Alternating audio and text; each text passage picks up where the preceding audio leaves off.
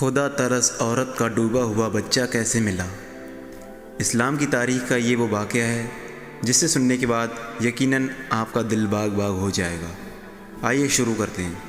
حضرت سیدنا اکرمہ رضی اللہ تعالیٰ عنہ فرماتے ہیں کہ ایک ملک کا بادشاہ بہت ظالم اور کنجوس تھا۔ اس نے اپنے ملک میں یہ اعلان کر دیا، کوئی بھی شخص کسی فقیر یا مسکین پر کوئی چیز صدقہ نہ کرے، کوئی کسی غریب کی مدد نہ کرے۔ اگر کسی نے ایسا کیا تو میں اس کے ہاتھ کاٹ دوں گا۔ یہ خبر سن کے لوگوں میں سنسنی مچ گئی۔ اب ہر کوئی صدقہ دینے سے ڈرنے لگا۔ ایک دن ایک فقیر مجبور ہو کر ایک عورت کے پاس آیا اور اس نے کہا، اللہ کی رضا کی خاطر مجھے کوئی چیز کھانے کے لیے دو۔ تو وہ عورت بولی، ہمارے ملک کے بادشاہ نے یہ اعلان کیا، جو کوئی کسی کو صدقہ دے گا اس کا ہاتھ کاٹ دیا جائے گا۔ اب میں تمہیں کس طرح کوئی چیز دوں؟ فقیر نے کہا، تم مجھے اللہ کی رضا کی خاطر کوئی چیز کھانے کو دے دو۔ عورت کو اس فقیر پر بہت ترس آیا اور اس نے بادشاہ کی ناراضگی اور سزا کی پرواہ کیے بغیر اللہ کی رضا کے لیے اس فقیر کو 2 روٹیاں دے دیں۔ فقیر روٹیاں لے کر دعائیں دیتا چلا گیا۔ جب بادشاہ کو یہ معلوم ہوا کہ فلاں عورت نے میرے حکم کے خلاف ورزی کی ہے تو اس نے عورت کی طرف اپنے سپاہی بھیجے، عورت کے دونوں ہاتھ کٹوا دیے۔ کچھ عرصے بعد بادشاہ نے اپنی والدہ سے کہا، مجھے کسی ایسی عورت کے بارے میں بتاؤ جو سب سے زیادہ حسین و جمیل ہو تاکہ میں اس سے شادی کروں۔ تو اس کی والدہ نے اسے بتایا، ہمارے ملک میں ایک ایسی خوبصورت اور بے مثال حسن و جمال کی پیکر عورت رہتی ہے کہ میں نے آج تک اس کے جیسی حسین و جمیل عورت نہیں دیکھی، لیکن اس میں ایک بہت بڑا عیب ہے۔ بادشاہ نے پوچھا، کیا؟ اس کی والدہ نے جواب دیا، اس کے دونوں ہاتھ کٹے ہوئے ہیں۔ بادشاہ نے سپاہیوں کو حکم دیا کہ فلاں عورت کو میرے پاس حاضر کیا جائے۔ چند سپاہی گئے اور اسی عورت کو بادشاہ کے پاس لے آئیں جس کے ہاتھ فقیر کو 2 روٹیاں دینے کی وجہ سے کاٹ دیے گئے تھے۔ جب بادشاہ نے اس عورت کو دیکھا تو اس کے حسن و جمال نے بادشاہ کو حیرت میں ڈال دیا۔ بادشاہ نے اس سے کہا، کیا تم مجھ سے شادی کرنا چاہتی ہو؟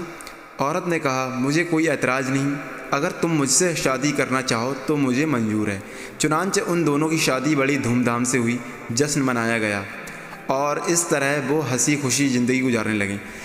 بادشاہ کی دوسری بیویوں کو اس عورت سے حسد ہو گیا اور وہ دن رات حسد کی آگ میں جلنے لگیں۔ ان کے دل میں یہ بات بیٹھ گئی کہ بادشاہ اب ہمیں اتنی بکات نہیں دیتے جتنی اس غریب بانادار نئی دلہن کو دیتا ہے۔ چنانچہ وہ ہر وقت اسی فکر میں رہتی کہ کسی طرح نئی دلہن کو بادشاہ کی نظروں میں گرا دیا جائے، لیکن وہ اپنے اس مذموم ارادے میں کامیاب نہ ہو سکی۔ پھر اچانک بادشاہ کسی محاذ پر روانہ ہو گیا اور وہاں اسے کافی دن دشمنوں سے لڑنا پڑا۔ بادشاہ کی بیویوں کو یہ بہت اچھا موقع ملا۔ انہوں نے بادشاہ کو خط لکھا کہ تمہارے پیچھے تمہاری نئی دلہن نے تمہاری عزت کو داغدار کر دیا ہے اور وہ بدکار ہو گئی ہے، اور اس بدکاری کے نتیجے میں اس کے یہاں بچہ بھی پیدا ہوا ہے۔ جب بادشاہ کو یہ خط ملا تو وہ آگ ببولا ہو گیا۔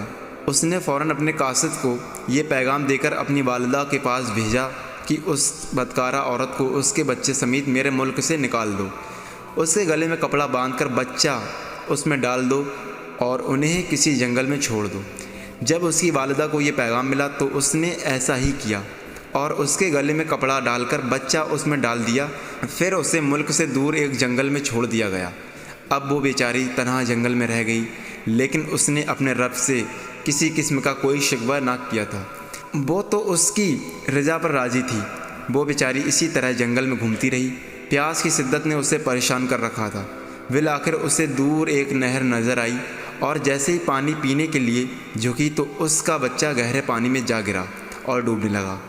جب عورت نے اپنے بچے کو ڈوبتا دیکھا تو وہ رونے لگی۔ اتنے میں اس کے پاس 2 خوبصورت نوجوان آئے اور اس سے پوچھا، تم کیوں رو رہی ہو؟ اس نے کہا، میں پانی پینے کے لیے جھکی تو میرا بیٹا اس نہر میں گر ڈوب گیا، میں اسی غم میں رو رہی ہوں۔ ان خوبصورت نوجوانوں نے پوچھا، کیا تم چاہتی ہو کہ ہم تمہارے بچے کو نکال لائیں؟ عورت نے بے تاب ہو کر کہا، ہاں میں چاہتی ہوں کہ اللہ مجھے میرے بچے کو واپس لوٹا دے۔ اس نوجوانوں نے دعا کی اور اس کا بچہ نکال کر اسے دے دیا۔ پھر انہوں نے پوچھا، اے رحم دل عورت، کیا تو چاہتی ہے کہ تیرے ہاتھ تجھے واپس کر دیے جائیں اور تو ٹھیک ہو جائے؟ اس نے کہا ہاں میں چاہتی ہوں۔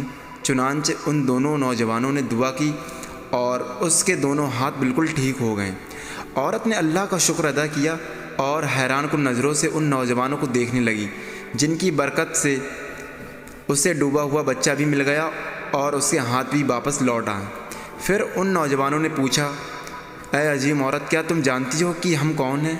عورت نے کہا میں آپ کو نہیں پہچانتی۔ عورت کا یہ جواب سن کر انہوں نے کہا ہم تیری وہ 2 روٹیاں ہیں جو تو نے ایک مجبور سائل کو دی تھی۔ میٹھے میٹھے اسلامی بھائیوں، اس حکایت میں ہمارے لیے کیسی کیسی نصیحتیں ہیں کہ اللہ کی رضا کی خاطر جو نیک عمل کیا جاتا ہے وہ کبھی رائگاں نہیں جاتا۔